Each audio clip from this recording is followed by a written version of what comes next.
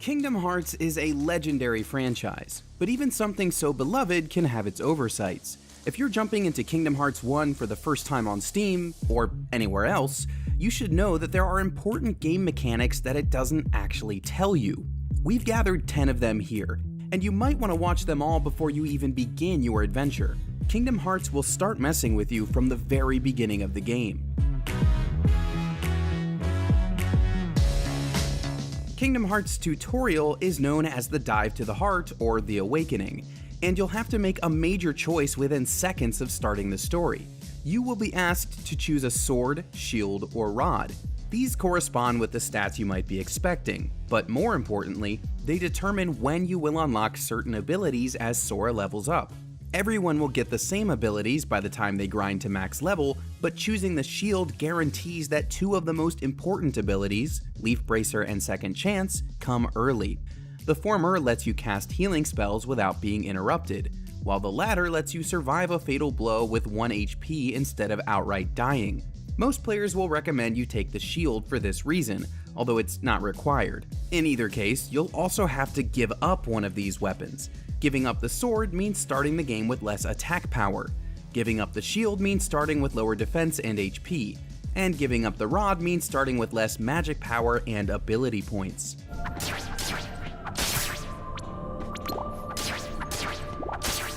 Not long after this, you'll be standing on a balcony with Tidus, Wakka, and Selphie from the Final Fantasy series. Their questions might sound like a personality quiz, but they also have a huge effect on the game.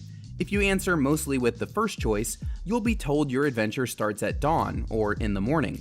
Mostly second choice, and it starts at midday or noon. Mostly third choice, it's dusk or dead of night. So what does this actually mean? Well, morning and dawn mean you'll level up faster until you hit level 40, then slow down after.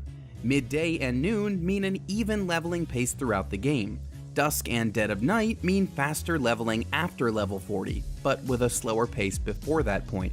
This choice is up to you, though for first-time players, we recommend going for faster leveling at the beginning. Kingdom Hearts has an odd difficulty curve that makes the early hours tougher than they need to be in some cases. Let's talk about that a little more. Kingdom Hearts sends you through several sets of worlds, but in many ways, the first 4 can be the hardest. You won't get any healing magic until you defeat Clayton in Deep Jungle, nor will you have much money to buy items and accessories during your first trip to Traverse Town.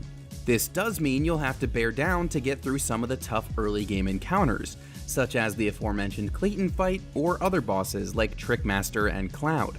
Patience will take you far, but you can also give yourself a boost by doing some good old-fashioned grinding.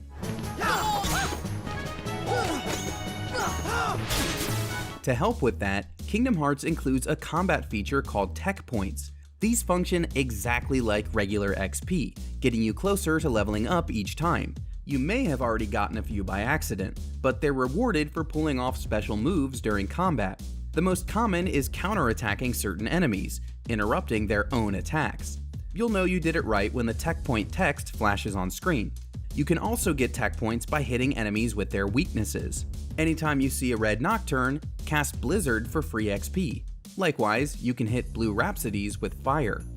You won't be able to see every corner or open every chest upon your first visit to any of the initial worlds, so don't get obsessed with any slightly out of reach goodies. However, you should be prepared to spend some time with the game before actually attempting to revisit any worlds. The first reason is because, to be honest, gummy ship missions aren't the most fun or robust part of Kingdom Hearts. The second reason is that after clearing the first ring of worlds and returning to Traverse Town, Sid will give you a Warp G. This allows you to instantly revisit worlds from the menu, instead of manually flying there each time. You will still have to fly to new worlds, of course, and original game clunkiness does mean you'll have to first warp to an adjacent world before visiting a new one, but in either case, the warp drive is a huge time saver. Speaking of saving time, be sure to set your magic shortcuts in the menu. You'll unlock multiple types as the game goes on, and you can set them to 3 shortcuts instead of scrolling through the full list on the command menu. Which 3 you choose are really up to you, but once you unlock Cure, that should be a permanent one. You definitely don't want to waste any time healing yourself in an emergency situation.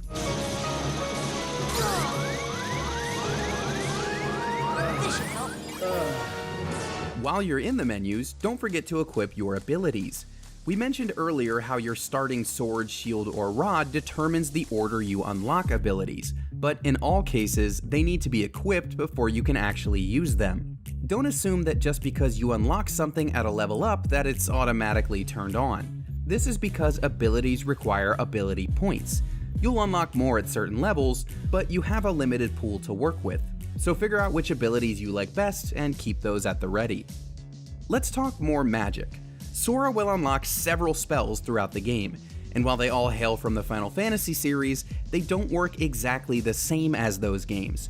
For one, casting Cure can revive a downed party member here. That can really turn the tables if Donald and Goofy go down too quickly. Second, Gravity and Stop are actually very useful against many of the game's bosses. Traditionally, RPG bosses are immune to high-level effects like this, but that's not the case in Kingdom Hearts. There's an infamous clip of one player absolutely devastating the Maleficent Dragon with these two spells. Don't be afraid to experiment and exploit your enemy's weaknesses like that. Magic is also vital for dealing with white mushrooms, a rare but very important enemy in this game. They appear in a few different places, but one of the most common areas is the campsite and deep jungle. White mushrooms aren't hostile, but if you play their game correctly, they'll reward you. If they shiver like they're cold, cast fire on them. If they fan themselves like it's hot out, cast blizzard. If a light appears over their head, cast thunder. If they lie down flat on the ground, cast cure. If they spin in a circle, cast arrow. If they float in the air, cast gravity. Finally, if they hold perfectly still, cast stop. You don't need to have all of these spells to successfully complete their game. Just hit them 3 times with the correct spell to win. Depending on which spells you use, you'll be rewarded with different materials. Those materials are used for synthesis, an important mechanic that the game only hints at. Once you finish Agrabah and unlock Trinity Ladder, you can reach a special room above the accessory shop in Traverse Town. This is the synthesis shop, and here you can use all those random shards, stones, and other materials you've acquired to craft items. The more you make, the more recipes become available. In fact, by synthesizing all 30 items on the list, you'll be able to make Sora's Ultima Keyblade and some special weapons for Donald and Goofy too. Synthesizing is free, so there's no reason not to go for it. And there's no reason not to head over to IGN for more help with the entire Kingdom Hearts franchise. Whether you're a veteran returning to the games, or a newcomer who's giving the series the old college try, you can find all sorts of tips, tricks, boss strategies, and more on our wiki.